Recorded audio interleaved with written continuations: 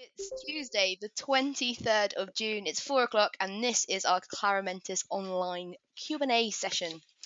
So as I was saying, we start the session by answering the questions that have been sent in over the week, or the couple of weeks actually, because I think we had quite a long time in between advertising this and actually doing it. So lots and lots of times for bits to be sent in. So we're going to deal with those questions first. And work through those together. And then I'm going to kind of open up the floor. And if you have any questions, you can please type them in the chat box in GoToMeeting, and I will do my best to answer them during the session. Incidentally, also, if we're talking about anything today and you have another question or a comment about it, please let me know, and I can unmute you and you can tell us about it, or you can type about it, whatever you feel. And just to let you know, I can see the chat box in another window, so I will be able to answer and view as we go. All right, brilliant. So hopefully everyone can see my screen as well. I'm going to say they can, otherwise you would have said by now. So let's go with yes.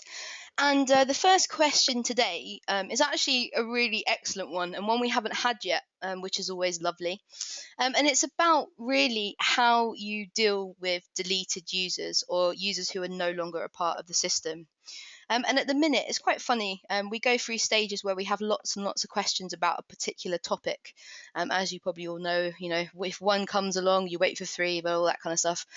So we've got loads and loads of questions at the minute about things like licenses and users, and what kind of processes you have for removing people from the system and how that works. Now, the first place to start with this is quite often where we start with a lot of our systems, which is as much as we kind of have the out-of-the-box Claromentis platform, quite often the way that your users will be brought into the system is very intrinsic and specific to you. And that might be because you're using Active Directory. It might be because you're using a mix of Active Directory groups. It could be because you are using Claromentis and Active Directory users, etc., etc. So there's no kind of hard and fast rule about how you get your users into the system, but there are lots of ways to do it. And incidentally, there's no hard and fast rule for the way they come out of the system as well. So the main focus today is really to talk about the different types of users, in terms of things like local Claromentis account and Active Directory accounts and all that kind of stuff. And then how you deal with a deleted user once they've left the system. And I think the focus probably today is going to be more about local Claromentis users, but I think we should also touch on kind of how important it is to have processes in place for when users do leave in your Active Directory, and how that ties in with Claromentis. So that's a super long question, which was actually really short, which was how do you deal with a deleted user on the system? So we're going to start just by talking about the types of users that are possible. So obviously, if you use Active Directory, which is a platform that allows you to already have your user base structured in lots and lots of lovely ways, and we can integrate that with Claromentis. So if you use Active Directory, your users will be synced from there. But we also have a platform where you can have local Claromentis users, so they're all just about the intranet, and you don't already have that information stored somewhere else. So we're going to start off by going to the people admin panel, and I'm just going to explain a little bit about how kind of user account types work, if you will.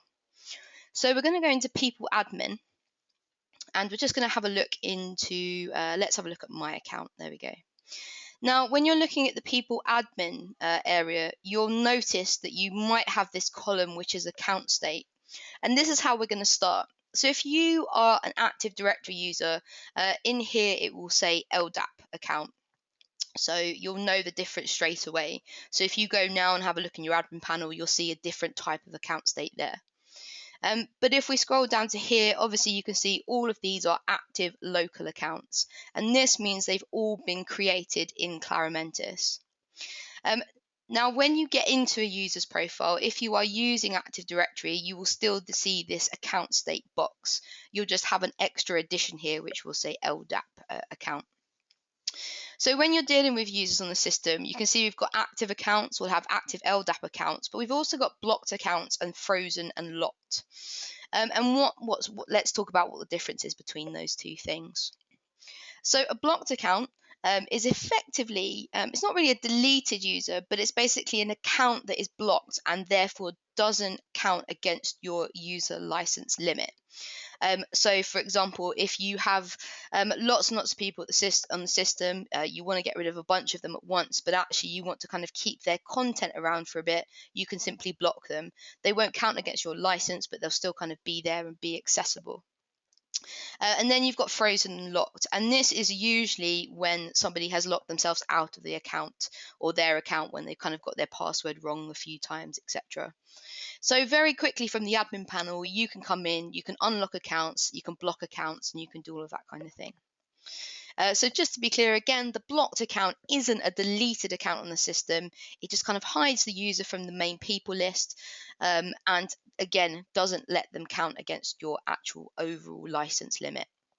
And license limit is a massive thing, especially if you're using Active Directory users, because all of those users are brought over from a group. So sometimes you don't know how many people are in that group, and it might not be the same as your user limit, all of that kind of stuff. So there's loads of things you need to start to consider if you're going to use Active Directory. But those are the 3 account states, sometimes 4, that can be available for people. So one of the big things is deleting users from Claromentis, which is really the focus for us today. But before that, I just want to explain a little bit about how Active Directory syncs without getting too technical, because by trade I'm not super technical, but we'll explain it in a humanized way. So when you're syncing with an Active Directory group, Claromentis pulls the users from the group that you specify for us to sync with. So for example, if you have a user group which is intranet only, all of your users are in there in Active Directory, and you give us the group name to sync with, that's where we will pull the users from. And that synchronization happens every 24 hours. And if the sync happens and there are users that are no longer in your Active Directory but are still in Claromentis, we will automatically block those users and they will not count against your license limit.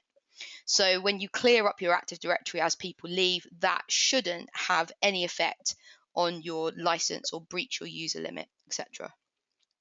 And that point is why it's really, really important to have some sort of exit process from Active Directory, especially quite often as the people who are managing the intranet aren't always the people who manage Active Directory. So if someone leaves, there might be a delay in having them removed from Active Directory or having them removed from Claromentis, all of that kind of stuff. So it's a good thing to really consider how you get people out of the system and stop them syncing with Claromentis. Okay, so the bit we're going to focus on now really is deleting a user from Claromentis. So an actual local user. We're not talking about removing someone from an Active Directory group, etc. And before we go into that, if we have a look in here, so this is our advanced search in people. So if you click on that little triangle arrow, you will get this lovely drop down, and it gives you all of the profile fields that are searchable.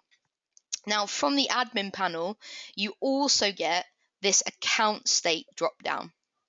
So you can see here, it's currently by default set to all except blocked. So if we go into there, you can see you get a list of all of the account states that we've just spoken about. So all included, blocked, active local account, frozen account, blocked account, etc. And I should imagine if you have your Active Directory set up, it will also give you an option for LDAP users. So in there, you can see by default, those blocked users do not appear in your main user list. Incidentally, account state, if we go and have a look at people in the front end, so away from the admin panel, account state, if we have a look in here, is not present for front end users. So all of that information about account state and whether or not you want to see a blocked user or not is all left in the admin panel. So you won't get the situation where front end users can search for people who are no longer on the system, which wouldn't really be helpful in any way.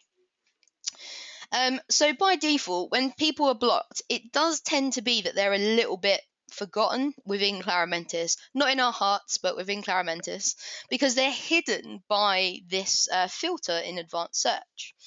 And some people might, I don't know if you've ever played around with exporting users from the system, which is over here in utilities. And export users basically brings all of the users that you want down into a CSV file. And also, as an option in there, you can pull down blocked users. So quite often you will see some blocked users come through here, and you'll think, oh, why have I got more users than I think I have, and all of that kind of stuff. And 9 times out of 10, that's because in here you're bringing down blocked users. Whereas when we're in the lovely people list in the admin panel, we don't see that. So I don't have any blocked users on the system, but let's block Anthony B and see what happens. So I'm going to block his account and hit update. So now he no longer counts against my license. You can see he's no longer in the people admin list straight away. And if I search up here, which is always a bit of a drum roll moment, but no one's there, nothing's found. And if we filter, so let's go back. So let's search and refresh that. And let's go back in here and look for our blocked account, hit search. It will then pull him back. So very, very quickly, we can then go in and we can change back to active and all of that kind of stuff. So let's have a look at the big one, deleting users from the system.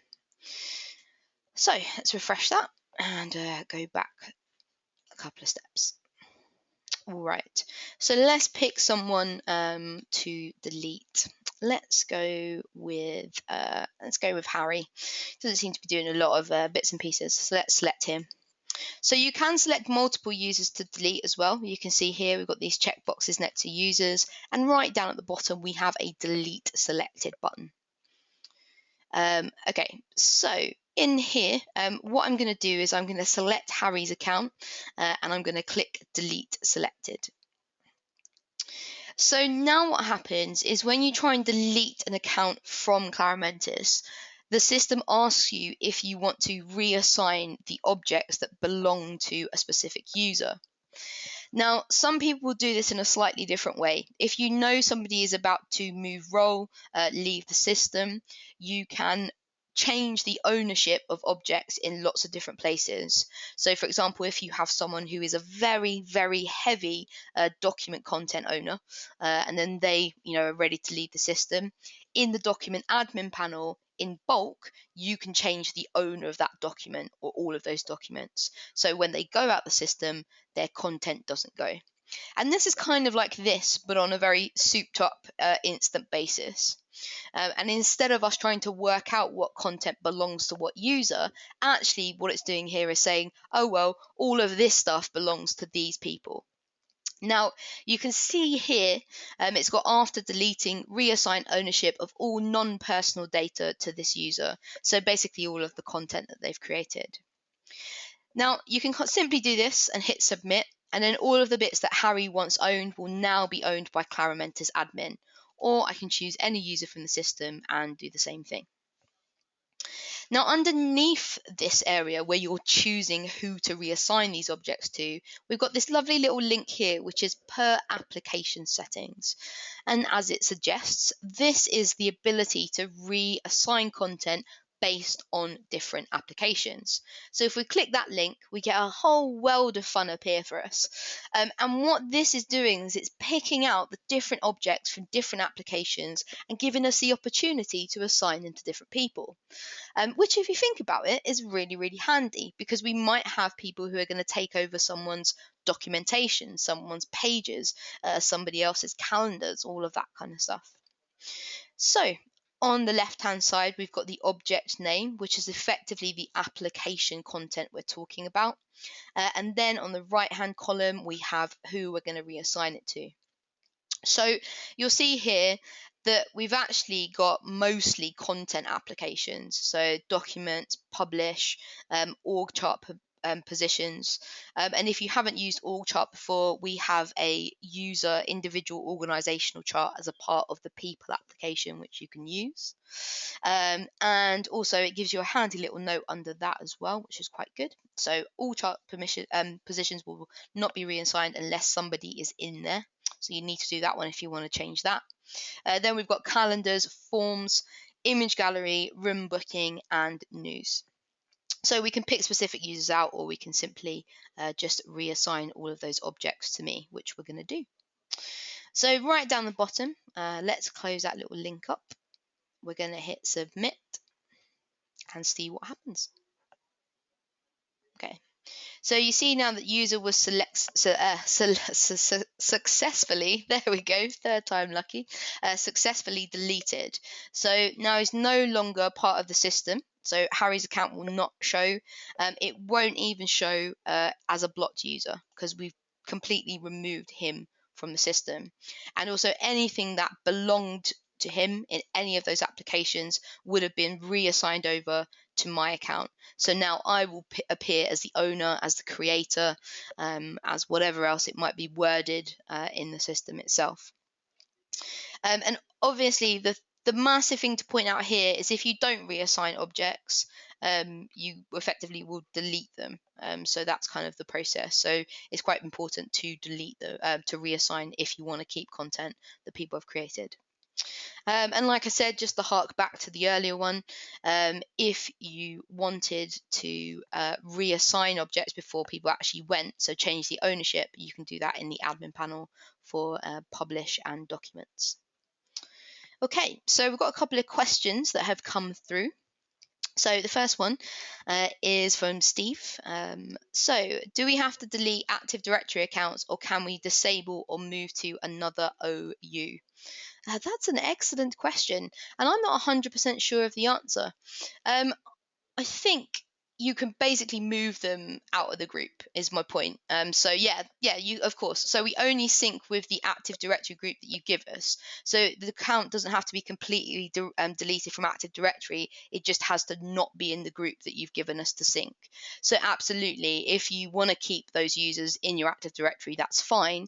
They just can't be in the Claromentis syncing group. So hopefully that answers your question. Now we've got another one from Kate. When would you want to delete a user versus keeping them blocked?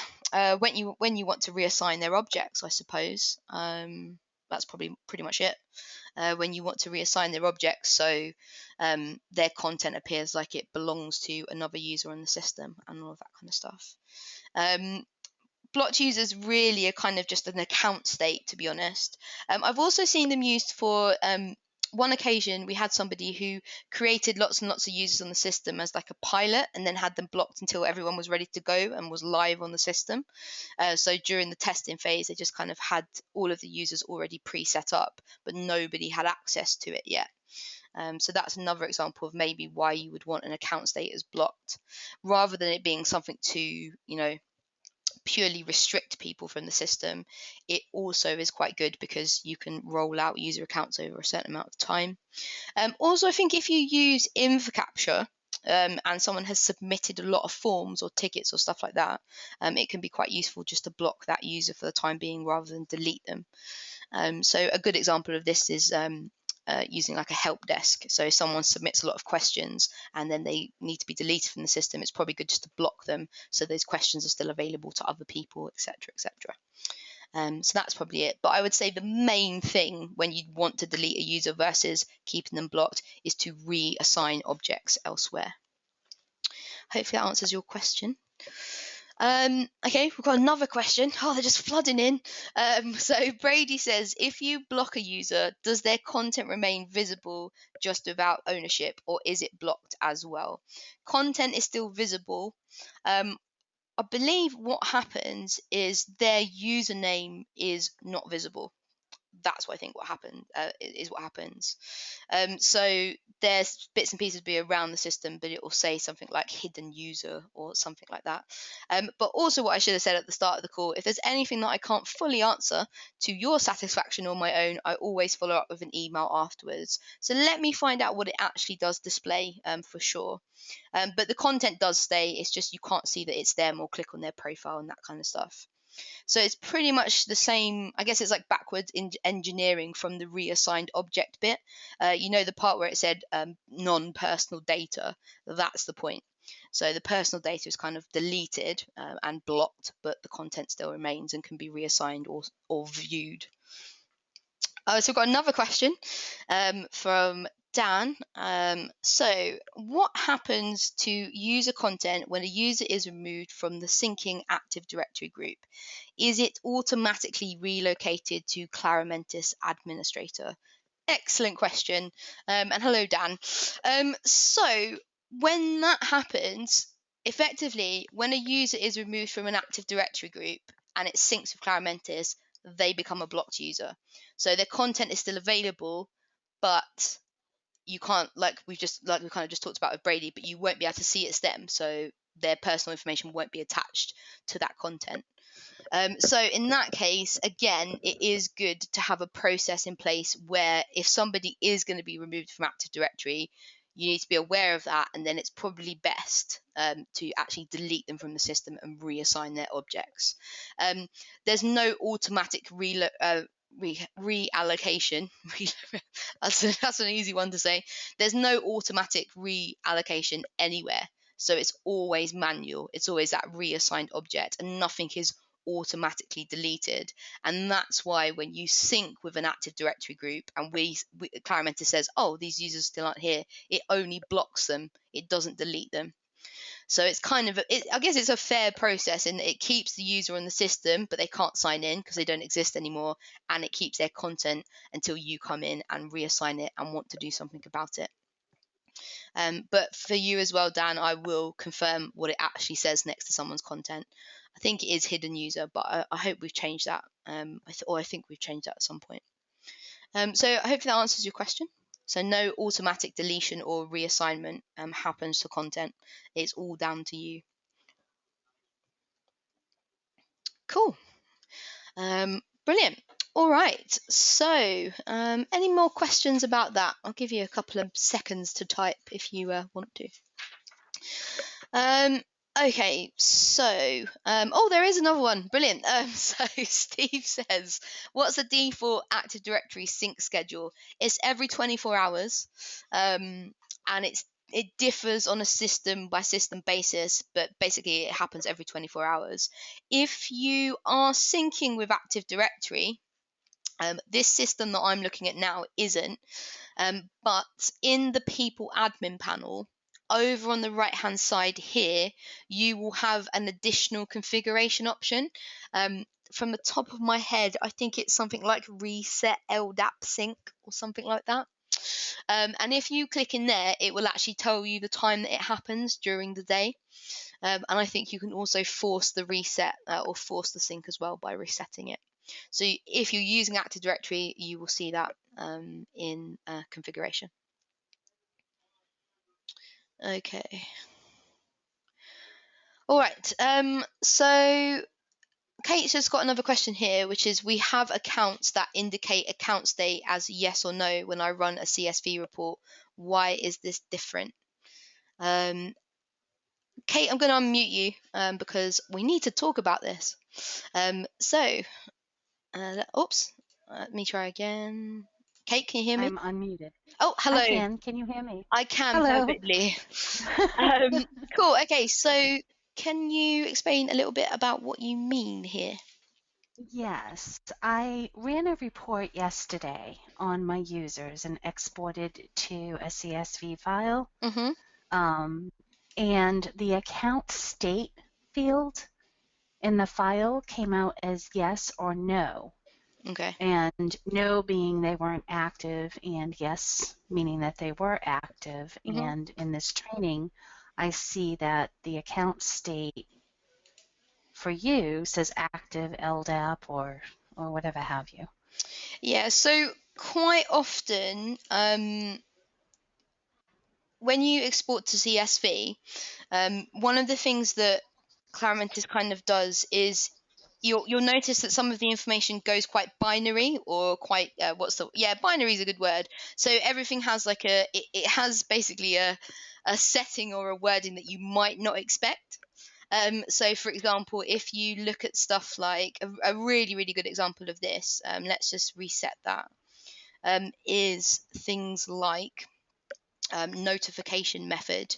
So in there, actually, we have things like IM plus email plus this, etc. And I always say that if you ever want to bulk update users, then the best way to kind of work out what all of the settings are is to basically change them and export them, and then you get a perfect list. But in your example, so when you ran the report from the export user panel, did you click this field as an option? I did. Okay. I did. So if we filter that out, I'm actually getting account state local rather than blocked. I wonder do you know what version of Claromentis you're running off the top of your head? Um, Are you I signed in now? I am. Okay, Yes. if you just go to the admin panel for me, and into system admin, at the top here it will say Claromentis version. Mm-hmm. If you could tell me which one you're on, that would be great. So we'll probably have a bit more. Seven. Go for it. Yeah. It's 7.3.1. 7.3.1. Okay, cool. So it might differ because you have some LDAP counts as well. Also Mm-hmm. some Active Directory accounts. But if I download the CSV, you'll see I've got different account states. So I've got like local, no, for blocked users as well. So I need to Okay. double check, but I have a feeling that maybe for LDAP users it says yes, rather than local. And I also need to double check if that is because you're on 7.3 rather than 7.4. Okay. And we're releasing to 7.4 in a Okay, few cool. weeks. Okay, cool. Yeah, so quite often though, and this is actually a good point for anybody who is trying to manage their users via a CSV file, which, as we kind of generally know, you can manage your Active Directory users like that as well, or B, wants to pull out a report of the list of users on the system. Now, obviously, depending on your size and how big you are, this may be a kind of quicker way to locate people or find out what's happening or work out blocked users, etc. So Okay. it's a really strong tool. But you can see in here, little things like this aren't always particularly obvious. Like this means in Mm-hmm. system message. So these won't always these settings and these bits of functionality won't always match up to their kind of friendly format that you see in the people application. It doesn't mean that Okay. you have any additional or less bits and pieces, because we've had active, blocked, and frozen for pretty much for always. So it's just in a recognizable state that Claromentis can talk to and import from the system. So it is a bit of a weird one. There's nothing wrong though, which is the first good point. It's not you, so that's good. But really, yeah, I think that's quite a common thing. You will always find the odd profile field you pull in doesn't quite behave how you think it would, and really that's Mm-hmm. just because the CSV is for the system to read more than anything. So always be aware of that. But I will double check for you if the kind of Active Directory accounts say yes instead of local, because you can see I get an indicator here that an account is local rather than blocked, etc. So yeah, Mm-hmm. nothing to worry about. I'll have a little bit more of a look into it for you, and I'll get back to you Okay. after the day if that's okay. Thank you. Perfect. Okay, cool. So, right, brilliant. I think that's all of the questions around deleted users. I didn't think that would be quite as popular as it was, but there you go. Okay, perfect. So, like I said as well, if you do have, it's a very, very, very common question, and usually the first port of call is whoever's managing your Active Directory if you're working with Active Directory. But don't forget, you can also use both Active Directory and local accounts. And quite often, most of you have had your system for a while, but some of you may not have. Quite often, when you first get the system, what you can do is you can actually set up Claromentis local accounts, and then when the Active Directory sync is ready, we can merge them together. So if you are setting up a system, or you know you have some new Active Directory users coming, but they're not quite in the group yet, you can set those users up with usernames that exactly match their Active Directory ones, including their domain. And then when the sync happens, those two accounts will merge. And to be honest, quite a common occurrence for new systems, but also if you have to kind of manage your Active Directory in batches as well.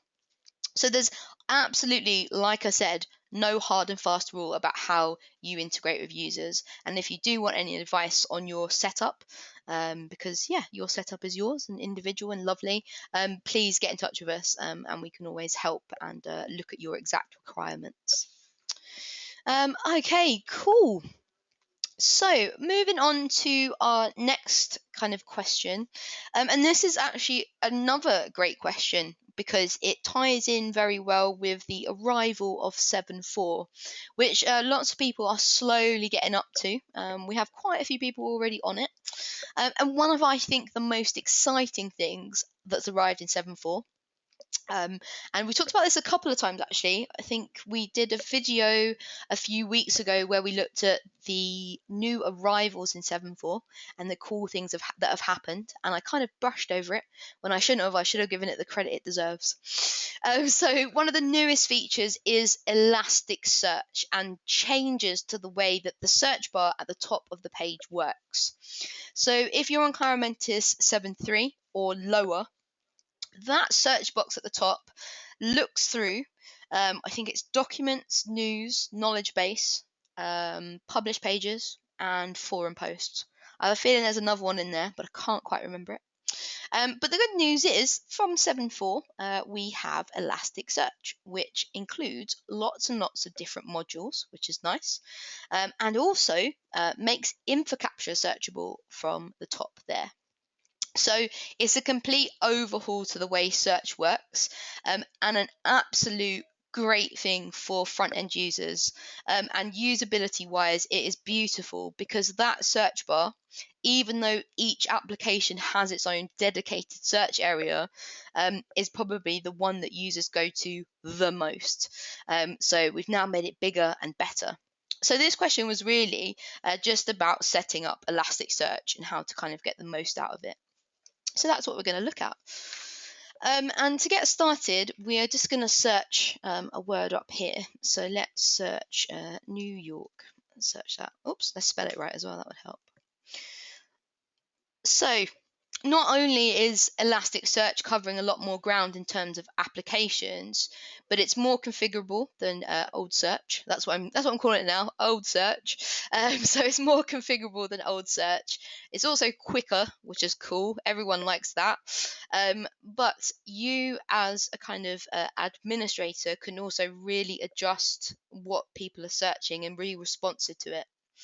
And we always had search as an admin panel in the back end for setting up things like search suggestions and best bets, which I think we looked at in our last video or a couple of videos ago.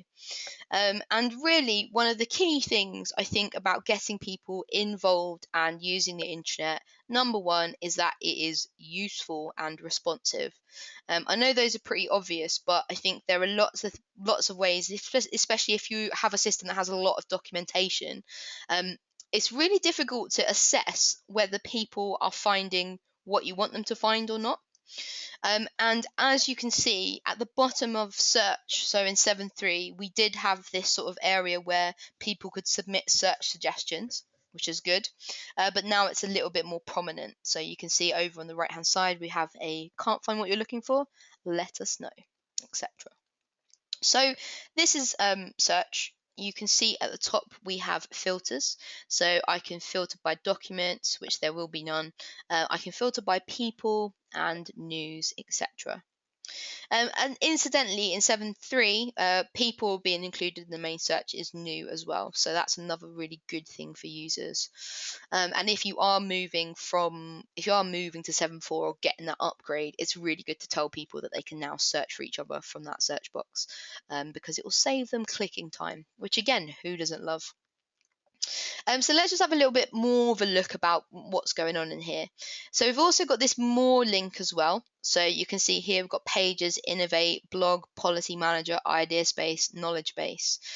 So if I choose any of those, it will filter out those bits and pieces as well. And then over here, we have this searching guide, which gives you a little bit more information about how to search. And again, this is probably more relevant. Well, you probably won't get a lot of people clicking over here, but it's quite useful if you have a massive, massive load of documents, massive loads of pages. If DMS is one of your primary functions for the internet, this is a good little place to point people towards how to find for stuff, or how to search for stuff. How to find for stuff? That was awful. My apologies. And then lastly, over here we have settings. So if you have admin access to search, it will take you to search admin. And this is something that you're going to find more and more in our newer applications. So there's much more of an emphasis on basically not having that big divide between admin and front end. And if we have had any training sessions before, you will have remembered me talking consistently about the difference between content permissions and access to this admin panel, and how big that divide is. So there's loads of things you can't do unless you go into the admin panel, go to the relative application panel and click in there. Well, we're coming slowly away from that. And now you'll find little links to things like settings, which is great because again it's less clicking for our intranet admin, so streamlining our processes as well. All right, so with that in mind, let's click on settings and have a little look at what's going on in here. So at the very, very top of search admin, you have an indexing service box. And this is basically telling you what areas of Claromentis are being indexed at what times, if you have any requests for index that are stuck, or if you want to re-index the entire intranet. And for those of you who aren't familiar with the word kind of like indexing in terms of Claromentis, it's basically just collecting all of the information or the content that you've updated it, that you have updated in the system. So anything you add or update is indexed by Claromentis, and then that becomes searchable. So you can re-index the data, which will collect all of the information on the system again, just to make sure it's all there. Now, sometimes you will get stuff that's stuck in that queue, and it might be red or it might say error or something like that. So if you have loads and loads of big documents that it's trying to process, because don't forget that when you add a document to Claromentis, it searches the entire body of that document and also things like title and metadata. So actually you can have huge files that are trying to get fully indexed. So don't be alarmed if you see some requests in the queue, etc. And then it just tells you a little bit more about what's happening on the system. Now, search recommendations, we touched on these on another video, but these are exactly the same as they kind of were before in terms of how they work.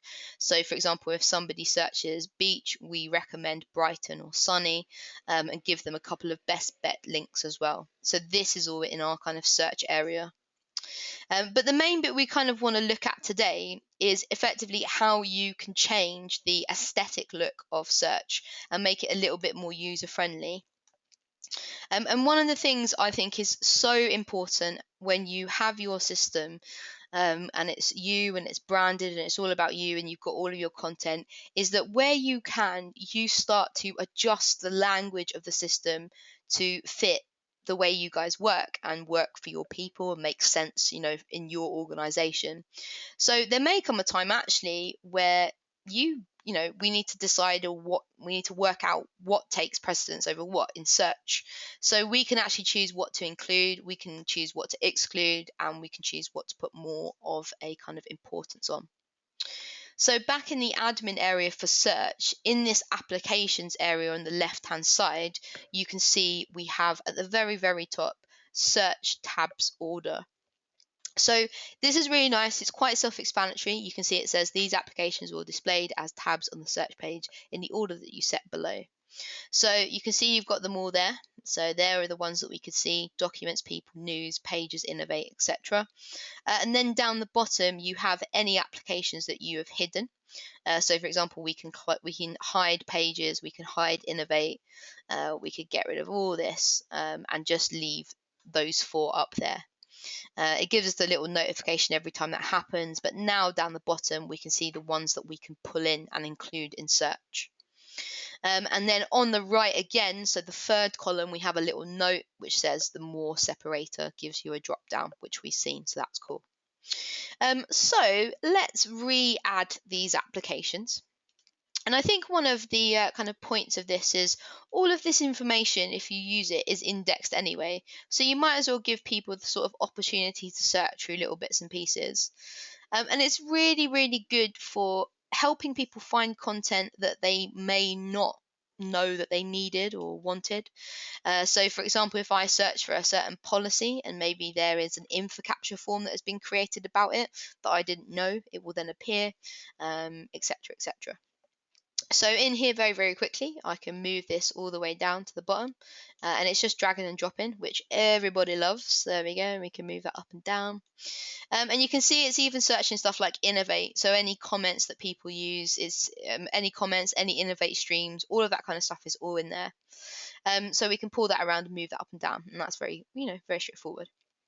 So now what happens is that saves automatically in the front end of search. If we refresh the page and look at it new, you'll now see we can filter out by all these different areas, and then we have our more on the end there. So if I search for Holly, you'll see that we pull back all of the bits and pieces that are assigned to me or I'm dealing with. So I've got a page that I created called Holly there. It's probably a very, very good page. Then we've got my user profile. Then we've got some news that I wrote. And then we've actually got some info capture forms that I submitted. And then right at the bottom there, we have a user guide that has some information in there. And then we can obviously filter these round and filter them down and through, etc. So that's cool. And then if we look for info capture stuff, you can see there they all are. So there's very much now the emphasis on getting people away from dedicated search within applications, because quite often people missed it and therefore they missed useful content. So when you first get Elasticsearch, not all of these applications will be shown or available. So you will have to go into settings and you will have to choose the ones you want to use and the ones that you don't.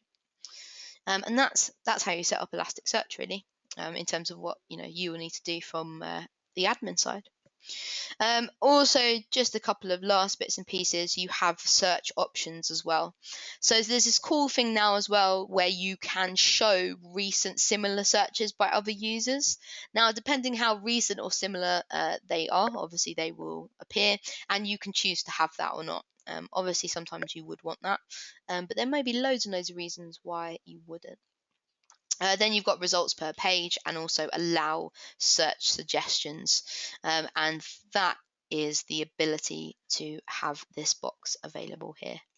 So if we untick that and hit save, it will remove the can't find what you're looking for box. And then the last one is re-indexing. And as always, when there is a big red box at the top of the page, be wary of this one. So you don't need to often re-index the system unless there's a problem. And usually it can take a while and can slow the system down. So that's why that massive red box is there. So think about it before you need to do it. And quite often you probably won't need to ever re-index, but that's what it does.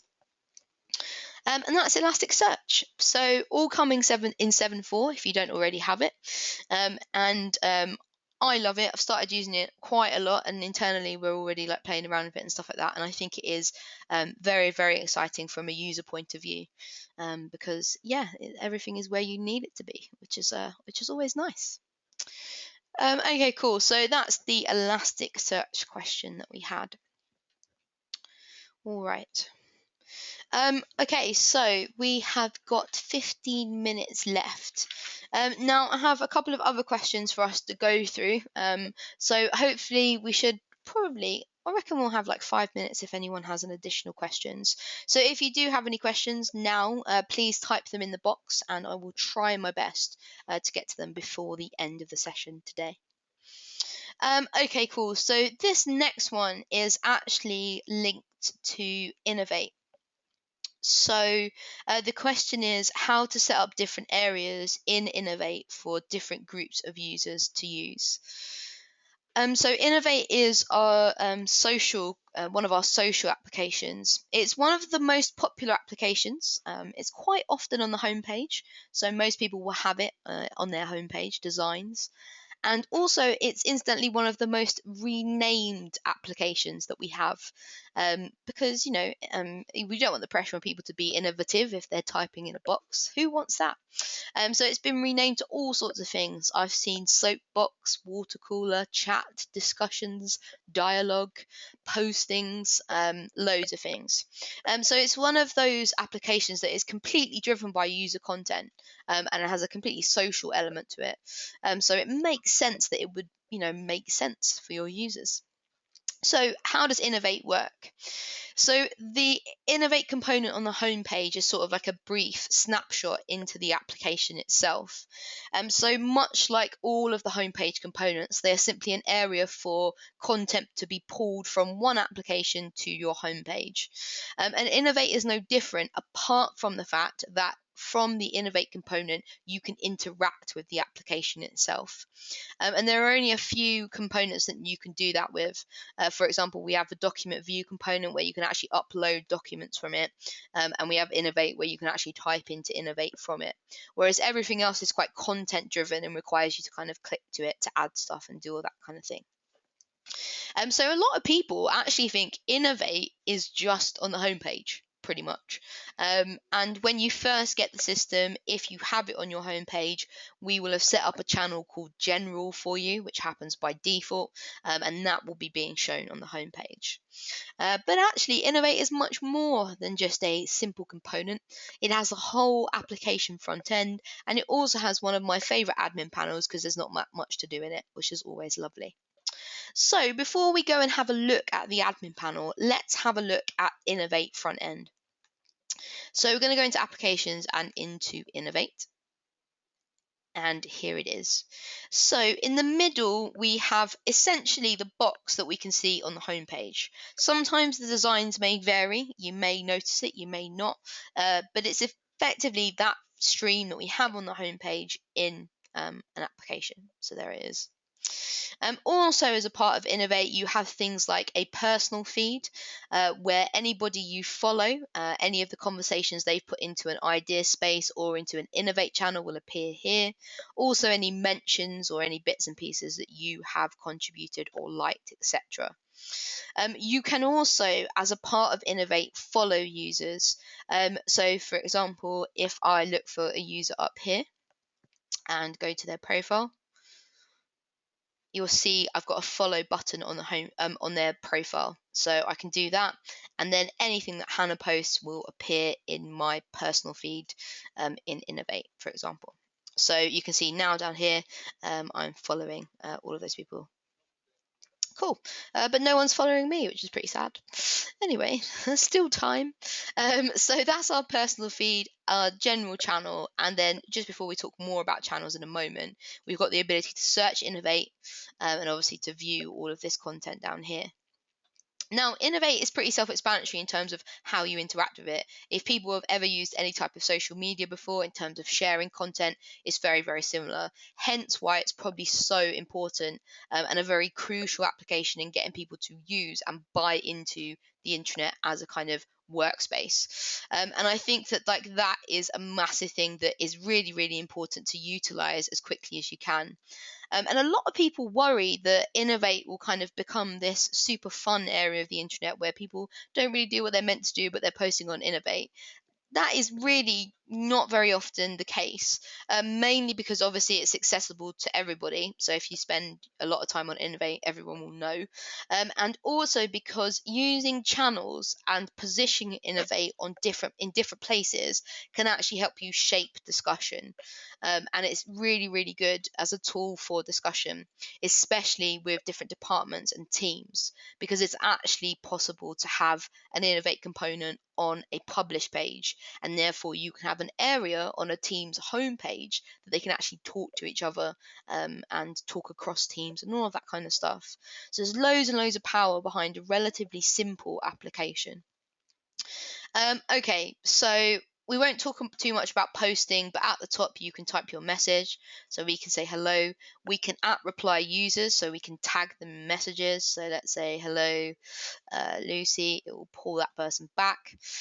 We can also add links. We can add documents, which is from the document management system.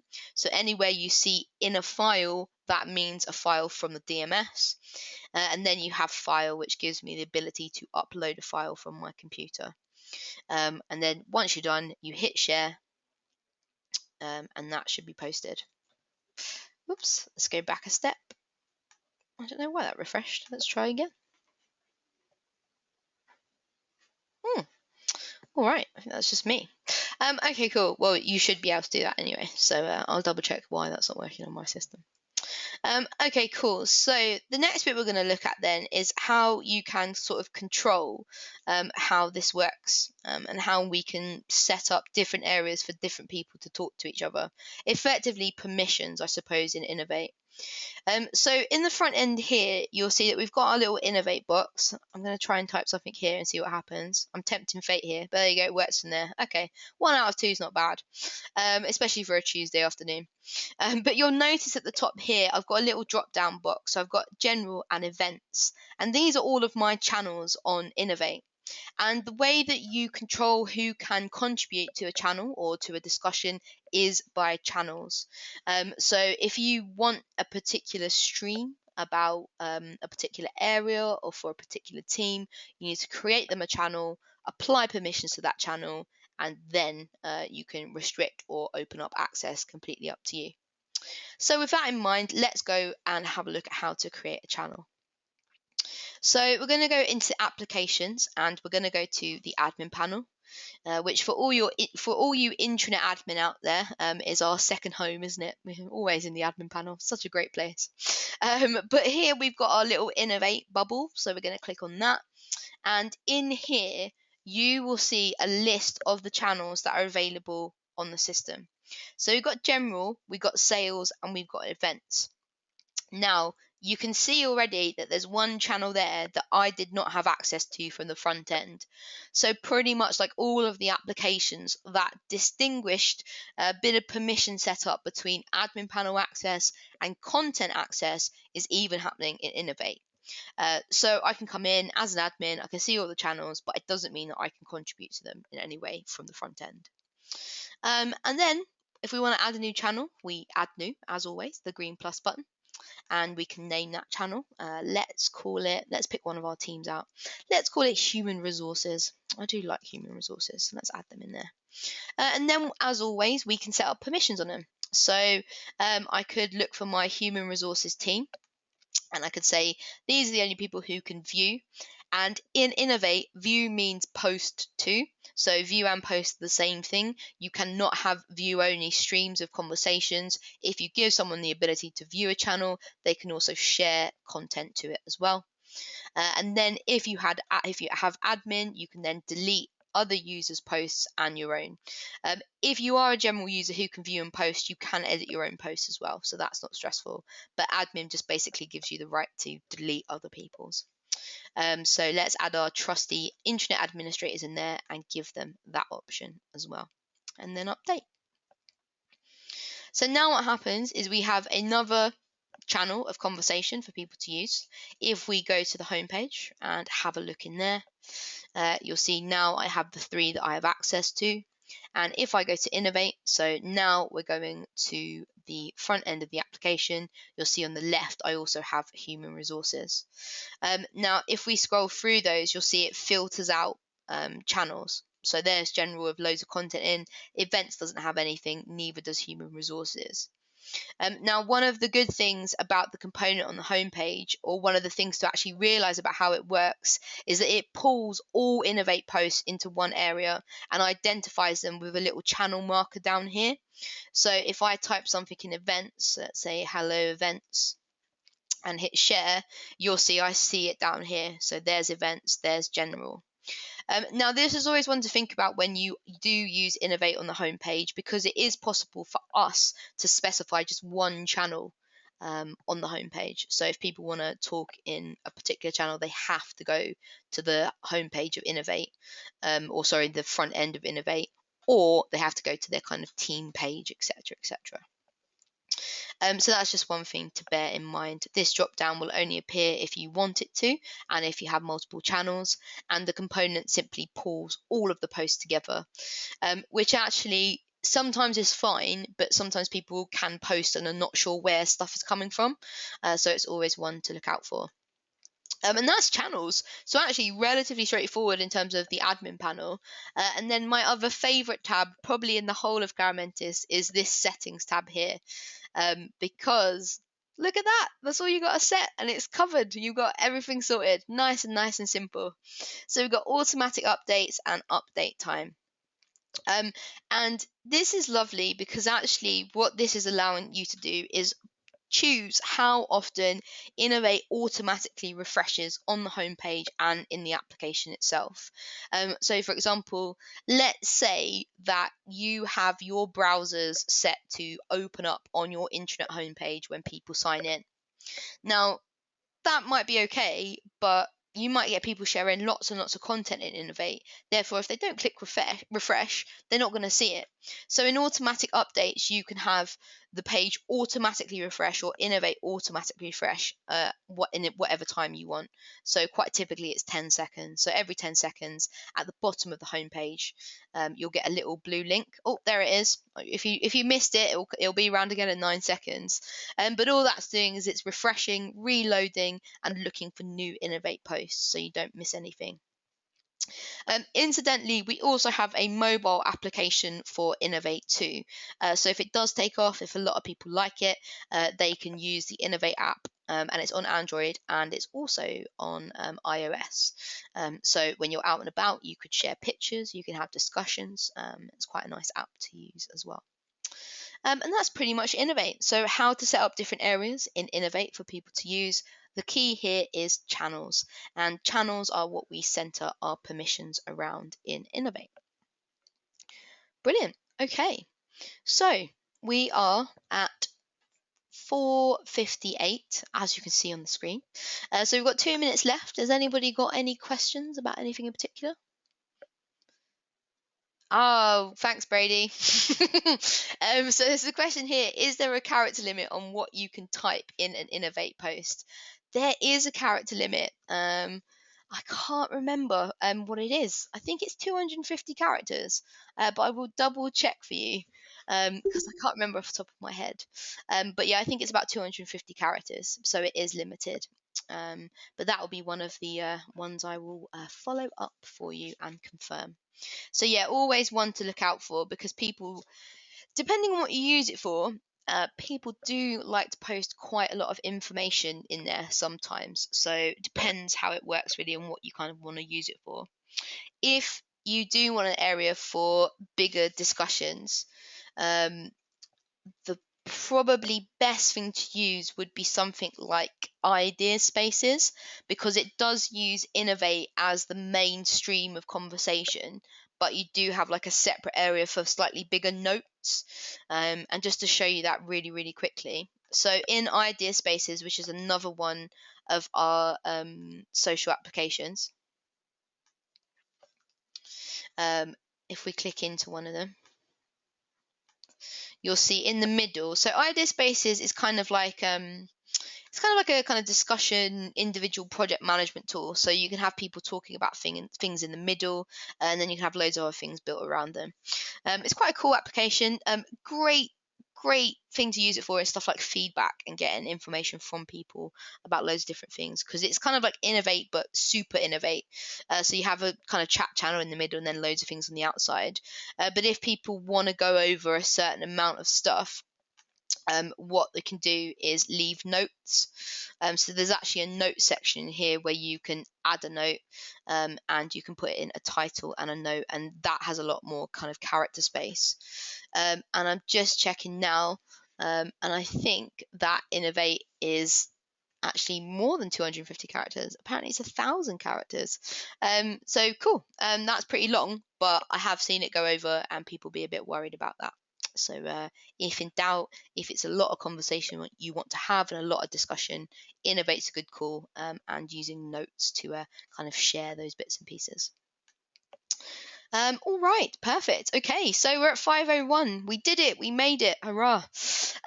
Cool. So as always, we're going to pick up on a few little bits and pieces from today. So I will be sending over a little email, just a little bit more information about blocked users and how they display, and also just to confirm character limits in I think IdeaSpaces, and we'll also look at Innovate as well for you. Brilliant. So what we do after today is this video will go on YouTube, hopefully by the end of this week, if not early next week. And I think we're I think we're going to not have another one next week, but we will have one on the 7th of July.